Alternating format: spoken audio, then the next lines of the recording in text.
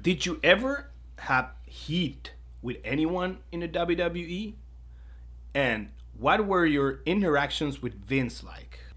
With Vince. So 2 questions. But well, gosh, how could I address this? I think Mark Merrill's a good dude. Okay. Mark Merrill. Yes. He's on a path. He's doing great things. He's doing Motivational speaker now. He's a motivational speaker. He's doing good things. But there was a time that Luna was wrestling Sable, and I've mentioned it on the show before, talking about when I get sick, I'm very cranky. And I'm more likely to fight when I'm not feeling good. Like if I have the flu or something, I will I can't overlook stuff. Like it just comes out. I'm possessed. It was one day in Memphis in the Pyramid. I was sitting in catering. I was sitting with Stephanie. I had a pretty good relationship with Stephanie. I'd hang out a lot. We were just having lunch. And we're sitting there, and Mark Merrill and Sable come in, and they sit next to Stephanie, and I look at Stephanie, and I'm like, oh, because like there's no tension like with Luna and Sable and all this stuff going on, and all kinds of levels. So I'm just sitting there, and I kind of look at Stephanie, and I'm looking on. I'm like, what's going on here? Like, it's just really weird that they would just come sit right next to her. Like, I'm across from her, and they're sitting right next to her. And then the catering door, like, wow, flies open, and here comes Luna. Yo, son of a bitch. She's marching across catering.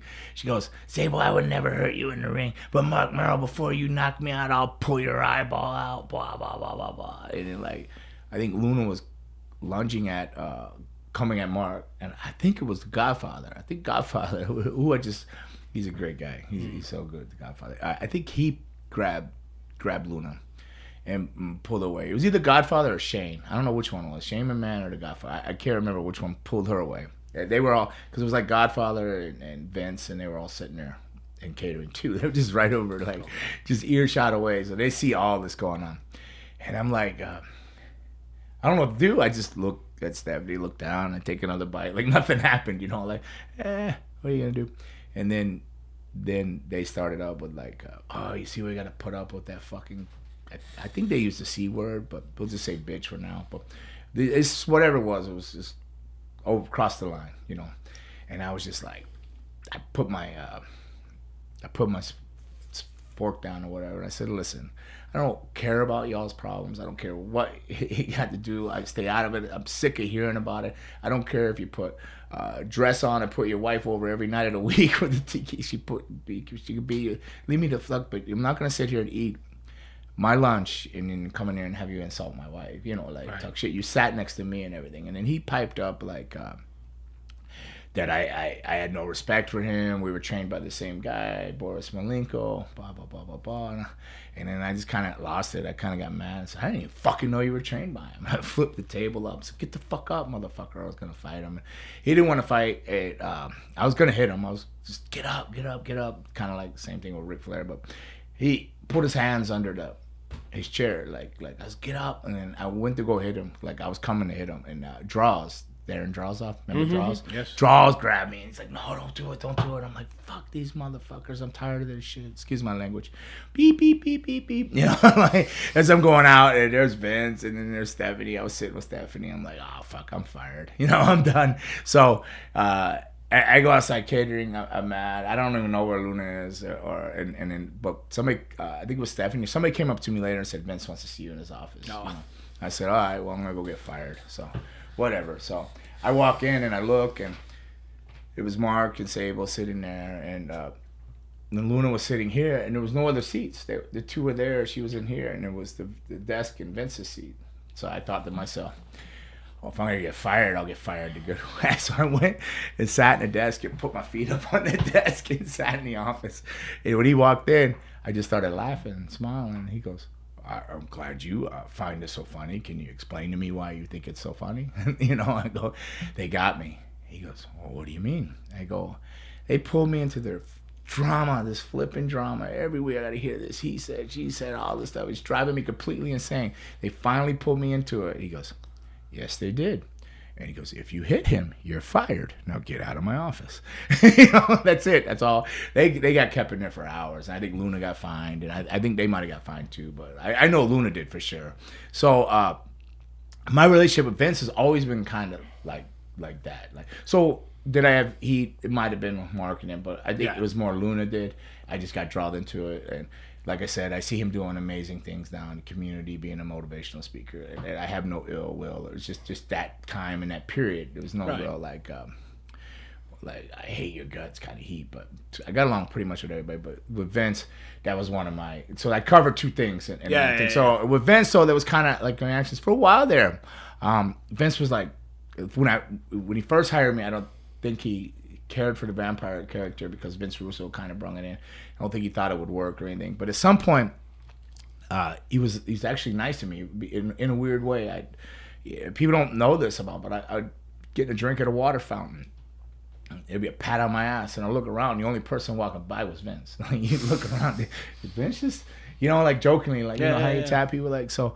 One time I was sitting in a toll plaza in Florida, and like trying to like pay the toll. You pay it cash. They didn't have the reach, so you had to pay cash and everything.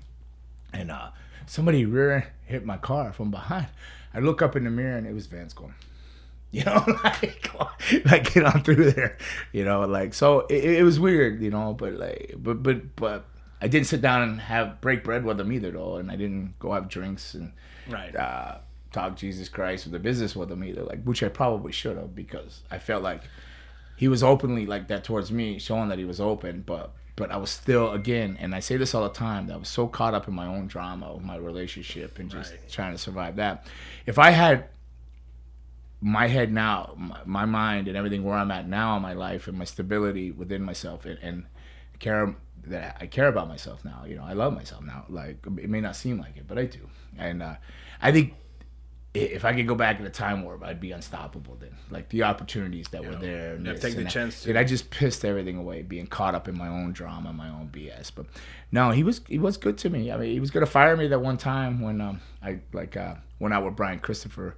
It was my second match. So the first match was with Scotty Too Hotty. Great guy. Took care of me.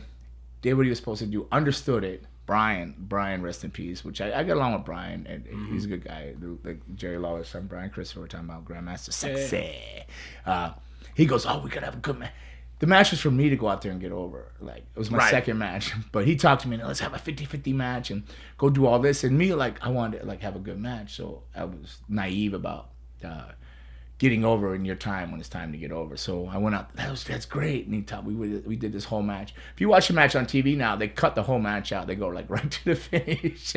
But that match was over, and Luna had always taught me to always be nice to everybody, and then I became friends with everybody. The pyro crew, the stagehands, everybody's always friends with all, and they're great guys.